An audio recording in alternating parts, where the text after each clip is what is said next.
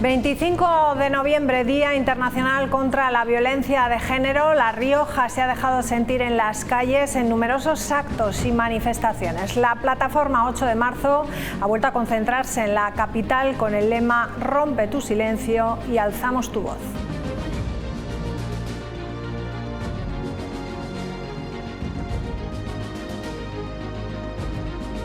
¿Qué tal? Buenas noches. La Rioja entera clama contra esta lacra social que nos deja unas cifras difíciles de aceptar. Hoy han sido numerosos los actos que se han celebrado en memoria de las víctimas y con el objetivo de concienciar a toda la población para que todo tipo de violencia sea erradicada. En lo que llevamos de año en nuestro país, 38 mujeres han sido asesinadas, una de ellas aquí en La Rioja, en Haro.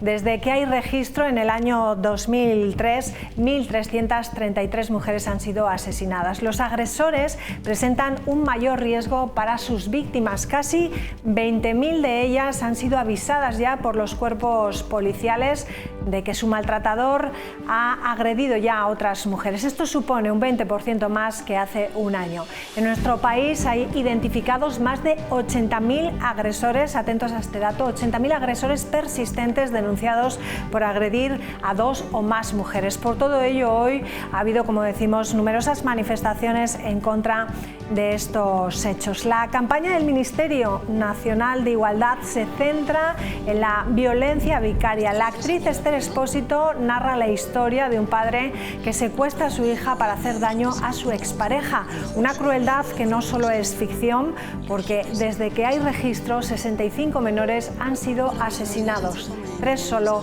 en lo que llevamos de año. Hola Esther, voy al grano. El sábado 8 de abril es el cumpleaños de mi novia Inés y quiero hacerle un regalo especial. Este año pensé en una búsqueda del tesoro. El tesoro final es un anillo de compromiso porque voy a pedirle que se case conmigo. Y más cosas de las que vamos a hablar hoy. La Organización de las Naciones Unidas para la Alimentación y la Agricultura estima que entre 1990 y 2020 se perdieron 420 millones de hectáreas de bosque por la deforestación, una superficie más grande que toda la Unión Europea. El consumo europeo es responsable de alrededor del 10% de la deforestación mundial. El aceite de palma y la soja están detrás de más de 2/3 de este impacto. El reglamento contra la deforestación fue aprobado por el Parlamento el 19 de abril de 2023, un reglamento que implica luchar contra el cambio climático y la pérdida de esa biodiversidad, evitando la deforestación vinculada al consumo del cacao, del café, del aceite de palma, la soja, la madera, el caucho o el carbón, incluso el ganado. En vigor desde junio de 2023, se aplicará a partir de diciembre de este año para las grandes empresas y a partir de junio de 2026 para las pequeñas. De este asunto vamos a hablar en los próximos minutos. Tras el aplazamiento de un año para su aplicación, hoy se tramita por el procedimiento de urgencia una nueva propuesta de la Comisión Europea. Se busca el apoyo para simplificar la ley de deforestación. Allí en Estrasburgo está Esther Herranz, eurodiputada del Partido Popular. ¿Qué tal? Muy buenas noches. Hola, muy buenas noches, María, a ti y a todos los oyentes y televidentes. Bueno, ¿qué problema existe con la normativa europea a este respecto y de qué nuevas medidas estamos hablando que se pueden aprobar y por qué ahora? Pues efectivamente hace un año se aprobó una demora de un año en la entrada en vigor de este documento que procede de una legislación de una legislatura anterior y que tiene varios problemas. El primero y fundamental es que no tiene herramientas de verdad apropiadas informáticas para llevarlo a cabo. Se trata de hacer un seguimiento exhaustivo de dónde proceden esas materias que importamos en la Unión Europea y saber si para producirlas se ha arrasado con partes de la Amazonia, de la selva, en definitiva acabar con parte de la masa forestal del planeta para producir. Como esto sabemos que tiene un riesgo muy grande de incrementar los problemas del cambio climático y por respeto desde luego a nuestro medio ambiente, pues se aprobó esta legislación. Pero el primer problema que, como digo, es que no hemos conseguido que la Comisión Europea tenga un sistema donde se puedan meter esos datos de una forma eficiente y que de verdad sirva para lo que buscamos. Y por otra parte también tenemos otro problema y es que es un exceso burocrático. Hay grandes empresas multinacionales que tienen medios suficientes incipientes, pero también hay medianas, pequeñas e incluso microempresas que no tienen esa facilidad que tiene una grandísima empresa como una multinacional, y hay que tener en cuenta que una herramienta de estas características no puede llevar al traste con la viabilidad económica de un negocio. Entonces, por eso presentamos ahora este documento que por una parte ha votado el Consejo y por otra parte el Parlamento. Lo primero es un año más a todos para que la Comisión Europea pueda asegurarnos que se ponen en marcha esos sistemas informáticos que permitan hacer esa trazabilidad del producto completo desde que se produce en el origen de un país tercero que sea hasta que se pone a disposición del consumidor. Y luego, por otra parte, también le estamos pidiendo a la Comisión Europea que tenga en cuenta una nueva categoría, que es la de no riesgo, porque hay ocasiones en las que no hay ningún riesgo y por tanto esta carga burocrática es absolutamente inútil. Y luego también pues que tenga en cuenta que, claro, no es lo mismo una gran empresa enorme que una microempresa. Entonces, que haya categorías de diferentes tipos de empresas y cuáles son los requisitos que se les piden a cada una de ellas. Le pedimos eso, un año extra nuevo, ya no solamente el del año pasado, sino uno más, y luego un segundo año en el que el sistema esté en pruebas. ¿Por qué? Pues porque no ha habido tiempo de asegurar de que esto esté funcionando bien.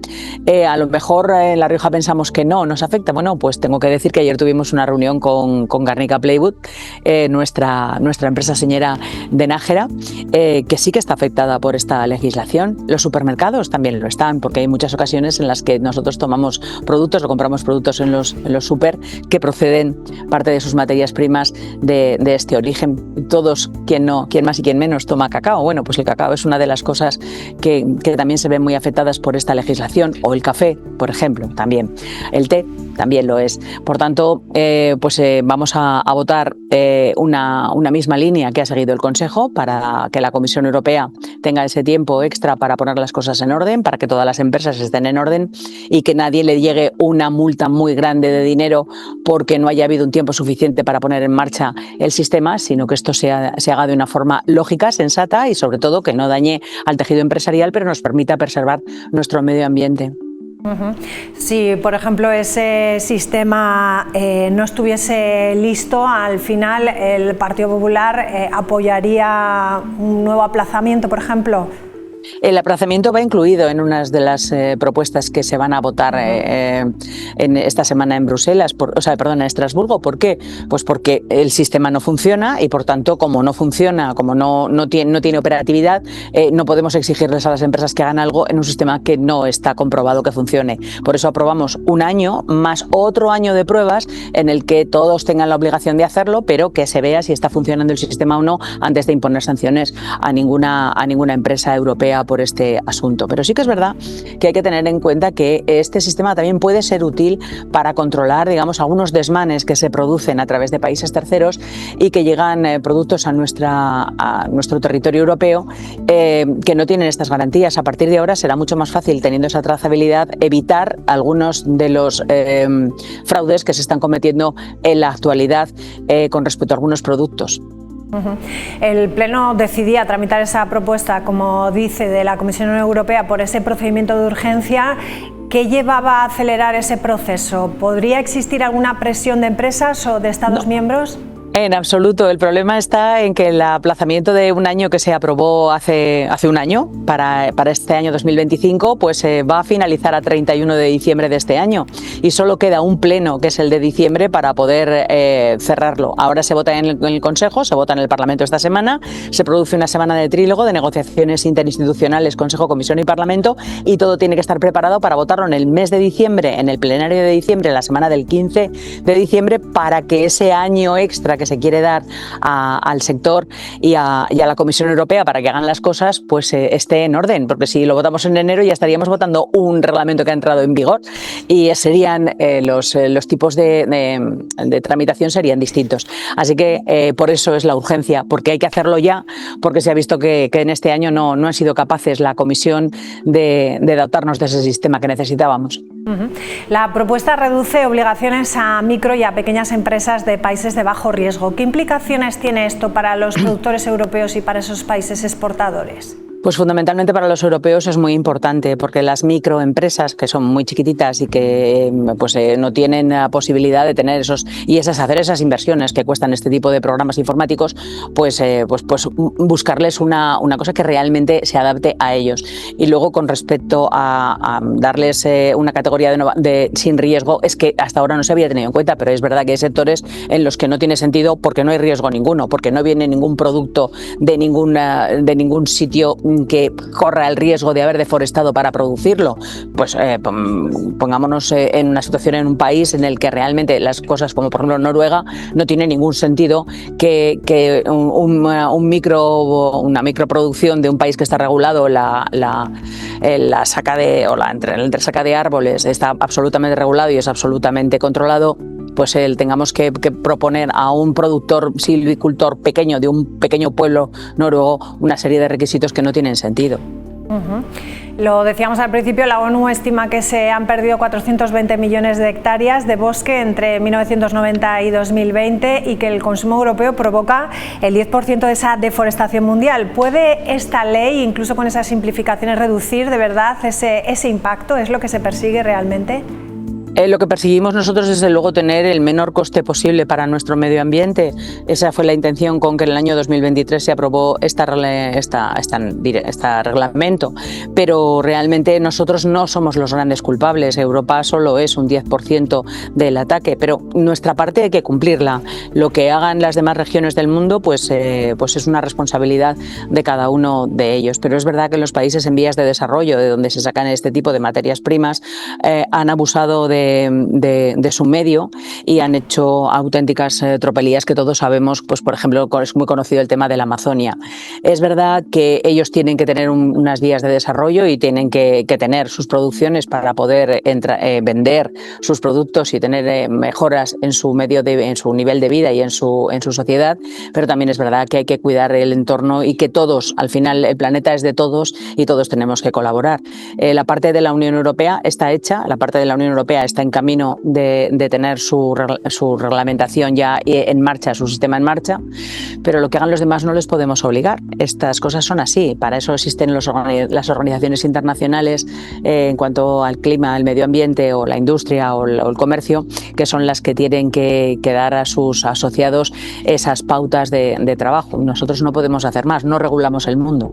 Bueno, estaremos muy pendientes de lo que se apruebe esta semana en Estrasburgo. Usted también es copresidenta del Intergrupo del Vino en el Parlamento Europeo. ¿Cuál es su valoración de las medidas incluidas en ese paquete vitivinícola recientemente aprobado por su comisión?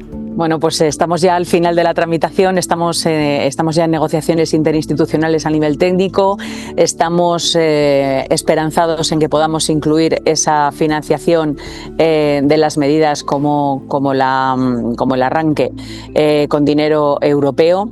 Sabemos que es una de las cosas más importantes que nos jugamos los riojanos en esta reglamentación y estamos trabajando. En las próximas 2 semanas tenemos que cerrar el trílogo, en la próxima semana, y ya la siguiente votarlo en el Parlamento Europeo. Yo espero que esto sea así, espero que podamos votarlo en diciembre, si no tendrá que votarse en enero, pero bueno, en cualquier caso tiene que estar este documento preparado y aprobado para que esté a disposición del sector con todas las medidas, tanto las de promoción, como el etiquetado, como la financiación de las medidas de crisis, como la denominación de los nuevos productos de vino con alcohol reducido. Tiene que estar todo listo para que el sector pueda hacer frente a la crisis a partir de este próximo año vitivinícola. Así como dice, esa propuesta contempla etiquetar los vinos, ¿no?, con bajo o con ningún alcohol, como alcohol free o alcohol light. ¿Cree que esto va a abrir nuevas oportunidades para los viticultores europeos?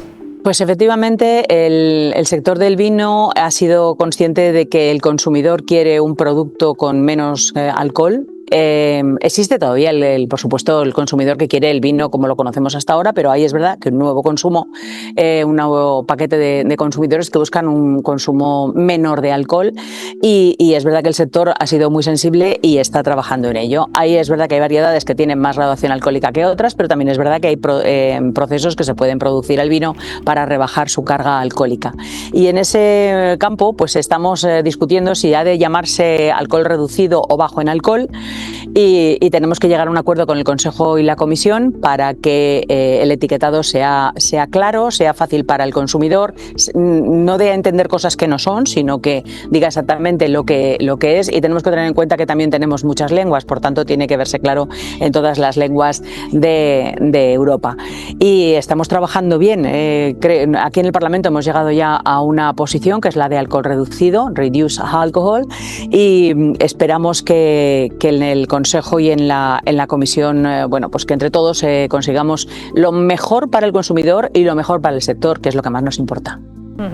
Bueno, pues semanas importantes, días importantes y la recta final de este año 2025 muy importante allí en el Parlamento Europeo. Esther Herranz, muchísimas gracias como siempre por estar con nosotros aquí en Punto de Encuentro. Gracias, buenas noches. Gracias, hasta otro día. Adiós. Hacemos como siempre una pausa aquí en el camino y regresamos enseguida con la tertulia. Hasta ahora, no se vayan.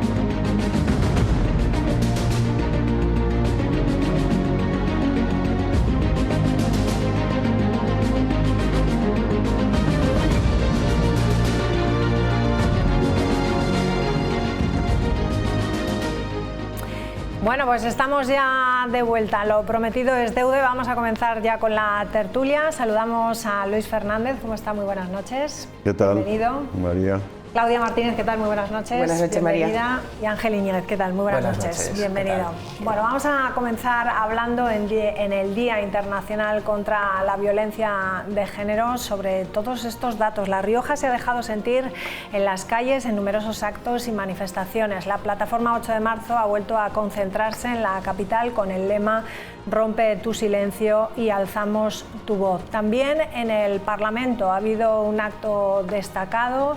Hoy la violencia se ha centrado en la trata de personas. La Rioja entera clama contra esta lacra social que nos deja unas cifras difíciles de aceptar. Hoy han sido, como decimos, numerosos los actos que se han celebrado en memoria de las víctimas y con el objetivo de concienciar a la población para que todo tipo de violencia sea erradicada. En lo que llevamos de año en nuestro país, 38 mujeres han sido asesinadas. Una de ellas aquí en La Rioja, desde que hay registro en el año 2003, 1.333 mujeres han sido asesinadas. Los agresores presentan un mayor riesgo para sus víctimas. Casi 20.000 de ellas han sido avisadas ya por los cuerpos policiales de que su maltratador ha agredido ya a otras mujeres. Eso supone un 20% más que hace un año. En nuestro país hay identificados más de 80.000 agresores persistentes denunciados por agredir a 2 o más mujeres. Por todo ello, hoy ha habido numerosas manifestaciones en contra de estos hechos. Abrimos la mesa de debate, además, en un día en el que hemos conocido aquí en La Rioja también la detención por parte de la Guardia Civil de un hombre de 39 años como presunto autor de los delitos de agresión sexual, corrupción de menores, detección también ilegal, inducción al abandono del domicilio de una menor y desobediencia a los agentes de la autoridad tras captar a un menor a través de las redes sociales. Esto, como decimos, en este día. Empezamos por una reflexión. Luis, ¿qué se puede decir de todos estos datos que he dicho? Lo has dicho claramente, que es una lacra, es un cáncer social. Yo cuando leo que una mujer muere cada semana, la media es de 50 y algo al año. Sí. Y que son todas mujeres. Yo entonces se me encoge el corazón. Como hombre no lo entiendo, ni lo comprendo, ni lo podré entender nunca. ¿Qué es lo que falta para mí? Pues mira, es lo que se habla de la policía. Hoy, por cierto, hoy viene en el Día de La Rioja, viene un gran reportaje de 4 páginas sobre este tema. El leerlo, bueno, pues no te puede dejar tranquilo, sino todo lo contrario. Te da impulso para apoyar sobre todo al voluntariado. Es el que más está haciendo en este caso. Voluntariado que acogen, ya que la policía le faltan medios, escasos medios. Ten en cuenta que la policía en estos momentos, para estos casos, depende de 2 ministerios, del de Interior y del de Igualdad. dos ministerios que, con todos mis respetos, pues merecen muy poca confianza. Por otros temas, pero tampoco por este. Y entonces los policías están coartados. No están coordinados para poder llevar a cabo, y faltan medios para poder llevar a cabo la atención personal que ellos quieren y que agradecen todas las mujeres. Porque para las mujeres esto es el ángel de la guarda, los policías. Ayer, por ejemplo, se entregaban esos premios de la red vecinal contra la violencia de género. Y dos policías nacionales estaban allá. Dos nacionales, policías. como dices, la importancia, ¿no?, que se destacaba ayer por primera vez en esta. Por primera vez, pues ya era hora. Pero ahora hay que coordinarlos, darles medios, dinero y darles categoría a esta gente. Porque ya los voluntarios, que también les dieron el premio ayer, ¿qué pasa? Pues que tenemos por detrás un gobierno que, ¿para qué te voy a contar?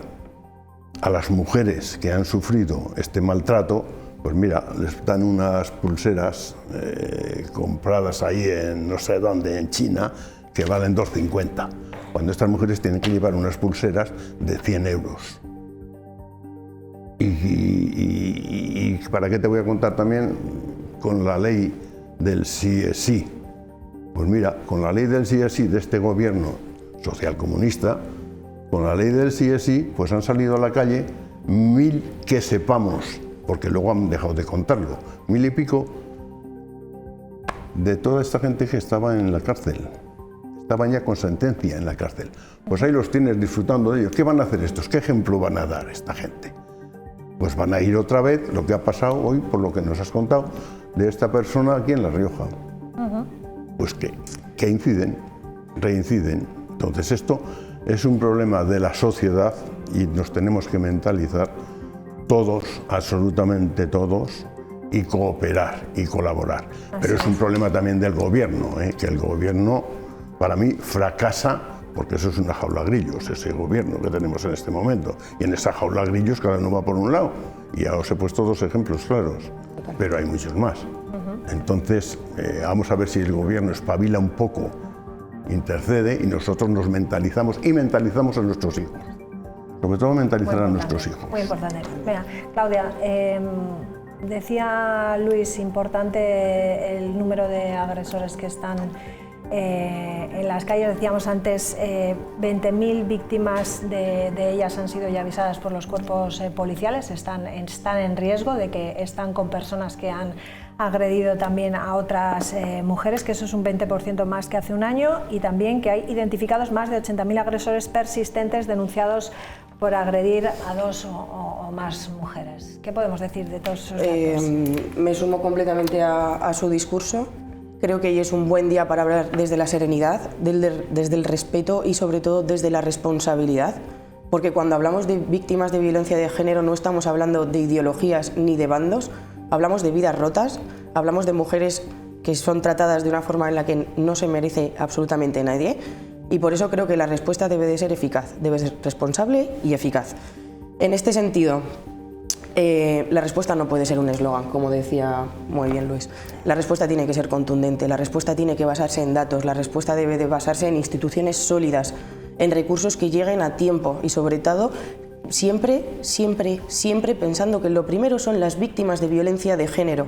Ni una campaña, ni un partido, ni una forma de hacer política que emborrone la realidad y que maquillen los datos. Porque, como muy bien ha dicho, el recuento ya ascendía a más de 1000 violadores que han sido puestos en la calle, con sentencias firmes. Y todo eso se maquilla para que no se caiga un eslogan y nadie se lo merece. Creo que también es muy importante decir que cuando algo no funciona no hay que tener miedo a rectificarlo. Hay que ser responsable y no convertirlo en ningún tipo de dogma. Y por supuesto siempre poner en cuenta que la prevención empieza en casa, empieza en las familias, empieza con la educación en el respeto y en la responsabilidad.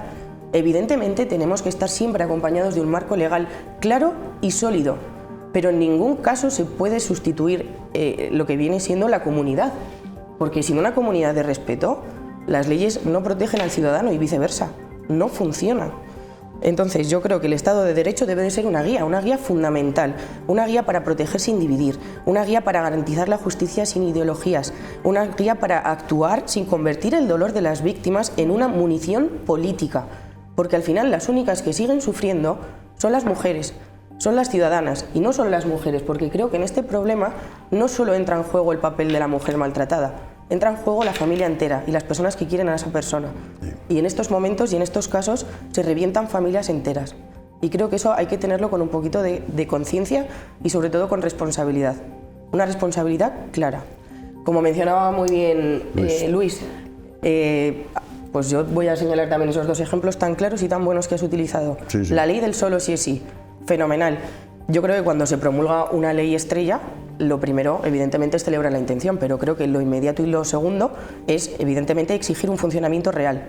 Que en este caso no es que no funcione, en este caso es que encima hace completamente lo contrario al objetivo, que es seguir martirizando a las víctimas, seguir haciendo que las víctimas pasen miedo, seguir dotando de derechos a las personas que le han quitado los derechos a las mujeres y, evidentemente, esto no funciona. En cuanto a las pulseras, no se trata de tener dispositivos, se trata de que esos dispositivos funcionen y funcionen de forma correcta.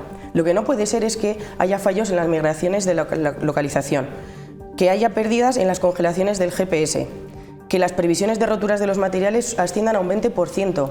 ¿Eso garantiza de forma real la seguridad de las mujeres? Porque yo creo que no. Y lo que hay que hacer, repito, es cuando algo no funciona, se actualiza y se revisa con humildad. Y no seguimos convirtiendo todo esto, todo el dolor, en un eslogan político. Exacto. Ángel. Pues sobre todo con los datos que has comentado, María, a mí todo esto me genera una gran frustración, porque da la sensación de que nos hemos estabilizado ya pues en las cifras que comentabais, prácticamente una mujer fallecida a la semana, asesinada, mejor dicho, de forma bastante más precisa, y no somos capaces como sociedad de rebajar ese umbral. Entonces me resulta preocupante, porque ¿es esto lo que nos vamos a permitir como sociedad? Más allá de lo que comentabais, que estoy totalmente de acuerdo, que son ejemplos de una gestión nefasta por parte del gobierno que se autoproclama sistemáticamente como feminista, luego los hechos parece que lo contradicen, yo iría al origen, a la ley del año 2004, la ley de violencia de género, que creo que fue una ley pionera.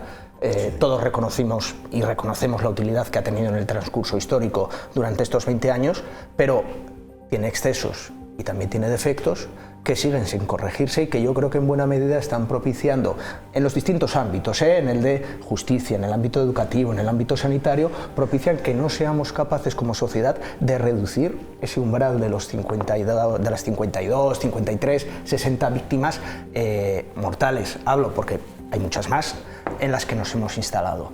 Entonces, a mí todo esto me genera pues, verdadera preocupación, desolación incluso, en el sentido de que como sociedad, quizá porque no estamos haciendo un ejercicio de reflexión necesario sobre los mecanismos legales, educativos, sanitarios de los que nos hemos dotado para luchar contra esta lacra, pues no estamos logrando, en fin, pues eso, reducir este umbral en el que parece que nos hemos estabilizado y que sigue siendo absolutamente demencial y luctuoso. Claro. A mí me gustaría que veamos una imagen que veíamos el otro día. Las afueras de una iglesia, la familia de Franco estaba celebrando el aniversario de su muerte y fuera se manifestaban contra ello estas feministas, y este hombre que también se estaba manifestando pues procedía a hacer tocamientos a esta mujer y a otra que también estaba al lado de ello. Constantemente los periodistas seguían grabando, el hombre seguía tocando y tampoco hubo nadie que hiciese nada inmediatamente, ¿no? Lo visteis, no sé qué os... Me suena esa imagen, sí, pero mira... Pues, Ángel. Sí. Bueno, Ángel. A ver, a mí la imagen, ¿vale? Me parece muy expresiva. Permitidme bien que lo explique después, de lo que es la inutilidad política como sociedad, quiero decir. Sí. Por un lado, hay una manifestación que yo desde luego no comparto, que sea para enaltecer al franquismo, pero entiendo que la libertad de expresión también permite o debería permitir tener opiniones favorables sobre lo que se pudo realizar durante la dictadura. Hay otra parte que polemiza contra ello y lo hace de una manera que resulta claramente agresiva contra esas personas que se manifiestan, inutilidad por un lado. inutilidad política por el otro, y luego una persona que de forma absolutamente rancia, torticera, vil, machista, se aprovecha de la circunstancia para abusar, porque esto evidentemente es un abuso sexual, es una agresión. No entro en la distinción jurídica, pero vamos, es evidente un abuso sexual contra una mujer. Entonces dices, esto es la imagen de lo que lamentablemente se ha convertido en España un problema real, como es la violencia machista. Una situación que resulta, pues eso, a mí me parece de película de Berlanga, realmente. Esta imagen, no sé, bueno, se le hubiera ocurrido a Berlanga probablemente. Entonces dices, ¿a esto tiene que quedar reducido el combate contra la violencia machista? ¿Esta es la imagen que queremos que resulte ilustrativa de lo que es nuestra lucha contra la violencia machista? Pues yo sinceramente creo que ni una mujer exhibiendo los senos demuestra una lucha contra la violencia machista, y desde luego el hecho de que a esa persona nadie le coaccionara cuando abusa sexualmente de una mujer. Pero en este caso se manifestaba contra el franquismo. Sí, no, pero bueno, me refiero, pero bueno, lo está haciendo con una expresión... Sí, que tampoco tiene sentido, ¿no? Y que el otro, desde luego, tampoco haya nadie que le critique, bueno, o que lo aparte y que le diga que eso no lo debe hacer. Vamos, a mí lo que me sorprende, no sé si lo haría, pero si la chica le suelta un guantazo, pues probablemente es lo que tenía que haber hecho y bien hecho estaba. Pues no lo hizo, pues se quedaron bloqueadas. Se quedaron bloqueadas. Que también es normal, tampoco te lo esperas, naturalmente. Hombre, por supuesto. ¿Veis el impacto de esta imagen? Pero bueno, contra Francia, 50 años después. Pues que por eso digo, sí, la inutilidad política de una parte y de la otra. Es una incapacidad total. Es un arraigo de la izquierda que se han metido en este juego, que no beneficia a nadie, al revés, perjudica. Pero daros cuenta, todo esto influye, es decir, los líderes, si os acordáis, me parece que estabas tú también, hace poco hablábamos del acoso escolar. Sí. Yo dije que una de las principales fuentes que lo alimentaba en su día fue la política. Pero yo me refería más que eso a que damos ejemplo, los políticos y los futbolistas, la gente que sale generalmente en televisión, damos ejemplo a la sociedad y a los menores sobre todo. Pues bien, pues oye, ahí tienes a los políticos que, por ejemplo, no dejan entrar en una universidad a una persona que va a hablar, tenga las ideas que tenga, me da igual, la universidad está abierta para hablar de las ideas que a ti te dé la gana, que se exprese tranquilamente lo que quiera. Me da igual. No, de hecho, lo bueno del debate es escuchar lo que a ti te da. Exacto, eso es un debate. Eso es lo bueno. Es un debate. Lo que pasa es que ahora de pronto nos hemos polarizado y solo escuchamos. Pero acuérdate que decimos, todo viene la violencia. Pero que es que la violencia en política la comenzaron todos estos de izquierdas, de extrema izquierda, con los scratches, si te acuerdas, en aquellos tiempos, y ya se considera normal. Acosar a una persona con esos scratches, a la gente joven lo considera normal, porque no les ha pasado nada, ni nadie se ha metido con ellos. Entonces de ahí viene todo esto, y de ahí, de esas imágenes, y de la actitud, sobre todo de la izquierda radical.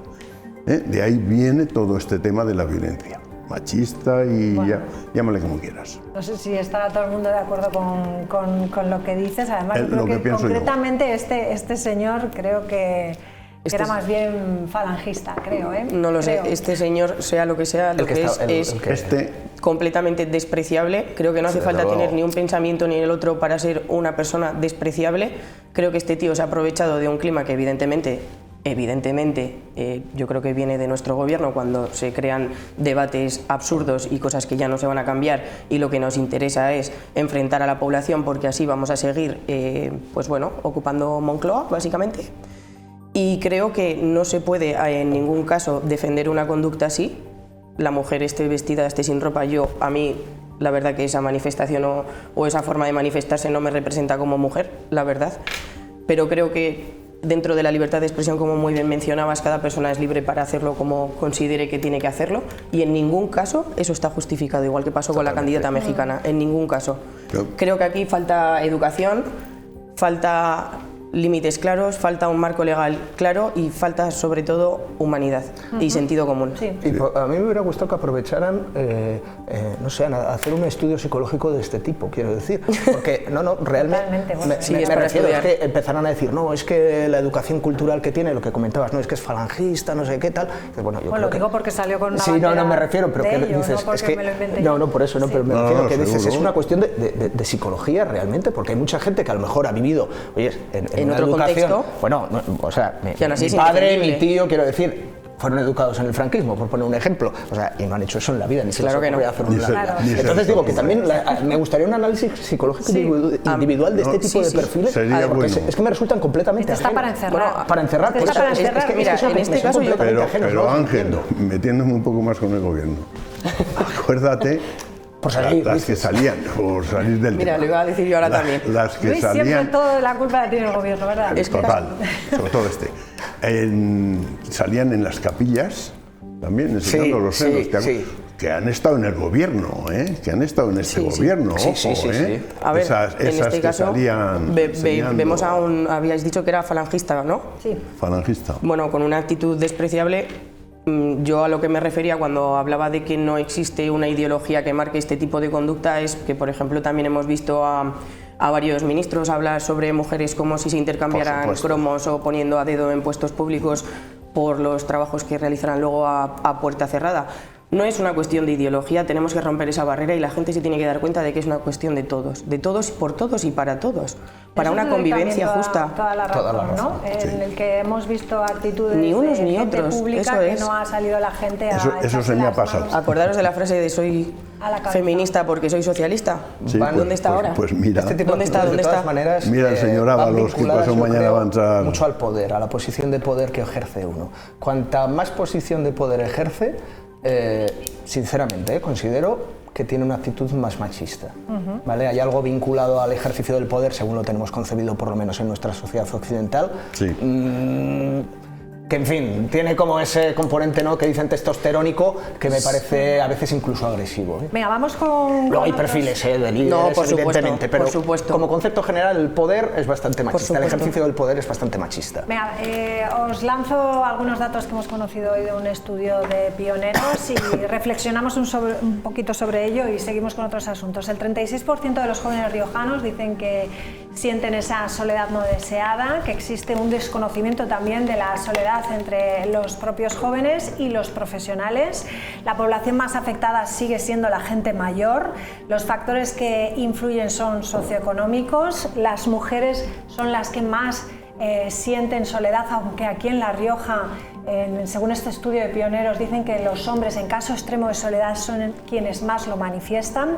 También dicen que influye más en las personas homosexuales, que se aíslan más, y en los inmigrantes, tanto en jóvenes que han nacido aquí con nosotros como los migrantes. Qué importante es la soledad, ¿no? Y cuánto afecta a nuestra salud mental.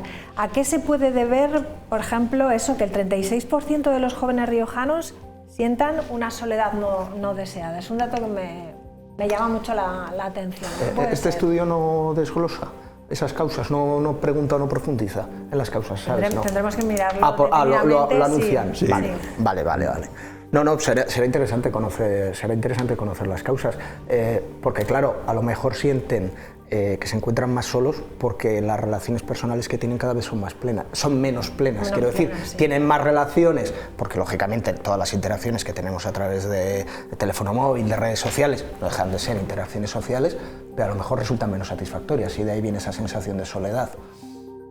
No sé si puede venir por ahí. Yo no creo que ahora la gente tenga menos entornos en los que relacionarse de los que podía tener hace 20 o 30 años. Ahora bien, a lo mejor la manera en la que nos relacionamos sí que es menos satisfactoria porque es mucho menos profunda. Bueno, las redes sociales, a pesar de que dices, bueno, me puedo conectar con todo el Con mundo, todo. ¿no? Tienen la contrapartida de que uno se aísla más y se cierra, no quiere Correcto. salir con los amigos, por No. ejemplo, a jugar, o las máquinas tienen Correcto. muchísimo Totalmente. que ver, ¿no? Ya no salen al pueblo a jugar, sino que prefieren estar horas y horas y Con horas el jugando. con la dichosa máquina, sí, Exactamente. eso es cierto.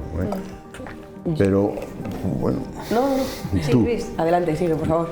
Mira, en esto de pionero yo me he estado leyendo ahora, también hacéis un reportaje muy bueno aquí en el Día de La Rioja. Nosotros estamos acostumbrados a la soledad de los mayores. Los mayores que están solos en casa son muy vulnerables, entonces estamos más por esas ayudas que son necesarias a nivel de gobierno y de voluntarios que las hacen a las personas mayores. Mira por dónde ahora resulta, a través de este estudio, que es que el problema también lo tenemos en los jóvenes. Y el problema en los jóvenes es mucho más grave, sin decir que el de los mayores no sea grave. Pero en este caso el de los jóvenes pues es un problema que hay que mirarlo, y yo me alegro que estén en este estudio, también que haya voluntarios, están pidiendo voluntarios también para atender pues, en ciertos temas que llevan adelante, y me alegro enormemente de esto porque yo creo que han dado en el quid de la cuestión. Hoy día los jóvenes, pues ellos solos llegan a casa, están con el dichoso teléfono o con la dichosa tablet. Se aíslan, menos mal que yo los veo, los veo jugar entre ellos. Con la tablet hay unos aquí y están jugando. Están juntos, ¿verdad? Sentados en el mismo banco y Yo jugando. creo que... Y jugando entre ellos. Así es, bueno, increíble. Yo creo que generalizar en algunas cosas siempre es muy complicado, porque además de lo, pues eso, de lo general, también hay que tener en cuenta las propias circunstancias personales de cada persona. Cuando hablamos de adolescentes es muy importante también tener en cuenta que están viviendo un periodo de inestabilidad emocional y hormonal muy grande, están buscando su propia identidad, su propio autoconcepto, ¿no? Atraviesas etapas muy complicadas, y muchas veces el querer encajar en el grupo, el sentirte parte de tus iguales y el intentar encajar con los demás, yo creo que también hace que uno a veces se sienta perdido, ¿no? En esa búsqueda del quién soy y el quién quiero ser. Creo que es muy importante también lo que has dicho, que es darse cuenta de que sin perderle el cariño y el respeto a las personas mayores, evidentemente, pero también es importante darse cuenta de la situación de los jóvenes, porque creo que ahora mismo estamos viviendo un momento muy complicado por muchísimos temas. En este sentido, también habéis mencionado muy bien anteriormente la fugacidad, ¿no?, de las relaciones. Abrimos un dispositivo y podemos comunicarnos con una persona que está en cualquier parte del mundo, podemos acceder a información a una velocidad extrema. Si nos fijamos, por ejemplo, en los reels de algunas aplicaciones, son todo como imágenes muy rápidas, y yo creo que esta fugacidad a veces también nos puede quitar un poco lo significativo, ¿verdad?, lo que realmente importa, lo que realmente queremos. Al final yo creo que las redes sociales están muy bien, pero como el cariño humano, como el tomarte un café con tus amigos o eso, o que los chavales puedan salir a una cancha a jugar a fútbol y a mancharse, pues creo que eso nunca va a poder ser sustituible, y creo que también hay que intentar volver un poco todo a eso, a entender la cabeza de los jóvenes, a saber qué es lo que realmente quieren, y sobre todo a poner herramientas pues que puedan echarles una mano a salir de todo esto. Es que además a mí me resulta curioso cómo creo que siempre socialmente se ha asociado éxito a extroversión, es decir, una persona más o menos extrovertida se consideraba a priori que era más exitosa. Esto las redes sociales desde luego lo han acentuado. Entonces, claro, yo creo que en buena medida también esa soledad no deseada quizás surge por comparación relativa. Quiero decir, realmente a lo mejor no es en realidad soledad lo que tienes, pero te comparas con una persona que sube 30 fotos al día, haciendo deporte, ahora se ha ido de torneo, está saliendo ahora por la noche, al día siguiente se ha ido al monte, al día siguiente ha ido a no sé tal, y tú dices, bueno, yo me he quedado leyendo un libro en mi casa o viendo una serie, y dices, joder, estoy solo. Quiero decir que es que también a lo mejor lo que es el criterio social para juzgar qué es soledad o qué soledad es positiva y no, también debería cambiar, quiero decir, porque a mí me parece perfectamente legítimo, si uno tiene un mundo interior rico, que se pueda quedar un fin de semana en su casa leyendo, viendo una película, o se va solo al cine, o se va solo a ver el teatro, y no tiene por eso por qué ir a cenar todos los días de la semana con sus amigos. Claro, no, pero por eso, es que ese es un poco también el concepto también, que a lo mejor tiene que cambiar, y a lo mejor ese criterio de comparación. Hay un titular, ¿vale? Un titular que me ha llamado la atención, y es que dice que enseñan en Pioneros a los jóvenes adolescentes a amar la vida. Eso es importante. Pues es algo, no es que sí, vale, me ha llamado la atención, pero es algo, está muy bien. Ellos ya saben cómo hacerlo, lo están llevando adelante, y yo les apoyo en todo lo que sea necesario, claro. Es una frase que detectarlo. Muy bonita. Me gusta Totalmente, para este tema. Sí. Nos vamos a ir también con una buena noticia. Vemos que van surgiendo las cosas. Los alumnos del internado del Centro de Educación Especial Marqués de Vallejo van a poder alojarse, esto lo conocíamos el pasado viernes, en la residencia del Instituto de la Laboral. La gran mayoría de usuarios se van a instalar en esta residencia de este centro educativo en Lardero, en el que se están realizando mejoras como la instalación de un ascensor para los alumnos con mayor dificultad de movilidad. Además, ayer, lunes, tal y como les habían anunciado, les ha llegado también la furgoneta adaptada que tantos años llevaban reclamando, y bueno, hemos querido destacarlo porque bueno, Lo mismo que hemos Muy sacado bien. las vergüenzas, ¿no?, del edificio, pues también queremos que esa furgoneta que estamos viendo ahí, adaptada, que tantos años llevaban reclamando, pues por lo menos ya ha llegado ahora. No sé si ha sido también un poco por la presión. Seguro que sí, haber seguro que sí, dejado seguro esas que sí, vergüenzas eso fuera, ayuda. pero bueno, Dalo por seguro. sea como sea, el caso es que ha llegado, ¿no? ¿Qué os parece, Luis? Pues mira, me comentaban que efectivamente el sitio mejor adaptado sería en el centro que hay en Lardero, en el propio Lardero, ese es el mejor adaptado para esto. Solo van a ir a dormir, ¿eh? El resto lo van a hacer en el colegio. Pero bueno, date cuenta de lo que supone eso para las familias. Coger al chaval, llevarlo hasta la laboral, que no está adecuada para eso. La laboral no ha sido un sitio donde dormían y donde... Lo van a reformar, lo están reformando, vamos a ver cómo queda. Pero para las familias no sé yo si les va... Digo, creo que les llevarán, tendrán en esta furgoneta adaptada, por lo menos caben unos cuantos, ¿no? Ahí por lo menos Llevan momento, varios viajes. pero llévalos, tráelos al centro, bueno. Hombre, mientras Bueno, tanto, mejor eso que eso no es. No, mucho mejor que cualquier otra cosa. Que había que trabajar. Pero también me han dicho que no se han puesto de acuerdo el gobierno central y el autonómico para poderlos llevar a un centro que está muy bien, muy preparado, que es el de Lardero. Y por eso nos han tenido que llevar a la laboral, Ya. que hayan tenido problemas. Bueno, yo creo que evidentemente ahí hacía falta una intervención, evidentemente, creo que eso no es objeto de debate. Creo que, por supuesto, la presión hace que las cosas lleguen, pero creo que en este caso la presión es positiva, porque siempre que sea con datos y con una realidad que lo exija, creo que para eso está el gobierno, para dar soluciones, para dar herramientas y para intentar, no sé si mejorar, porque igual puede ser un poco caótico a priori, pero creo que en algún momento esto tenía que pasar y creo que si vamos a reformar un cole hay que buscar soluciones. ¿Les han dotado de la furgoneta adaptada? Pues creo que también es un motivo de celebración, ¿no? Que hayan llegado y que todo lo que sea seguir reforzando, mejorando y facilitándoles la vida, yo creo que por supuesto es motivo de celebración. Venga, Yo Ángel, nos comparto vamos la con tu visión reflexión. positiva, cualquier contribución colectiva que podamos hacer para equiparar y mejorar esa igualdad de oportunidades que, pues en fin, esa discapacidad en principio les rebaja, a mí me parece favorable y debemos apoyarla todos como conjunto y sociedad. Muy bien. Bueno, pues bienvenida sea entonces esa furgoneta Exacto. y todo lo que tenga que llegar. Perfecto. Gracias a los tres, un placer como siempre Gracias. compartir esta mesa con Gracias. vosotros. Nos vamos, les dejamos a ustedes ya con valor añadido. Adiós, buenas noches.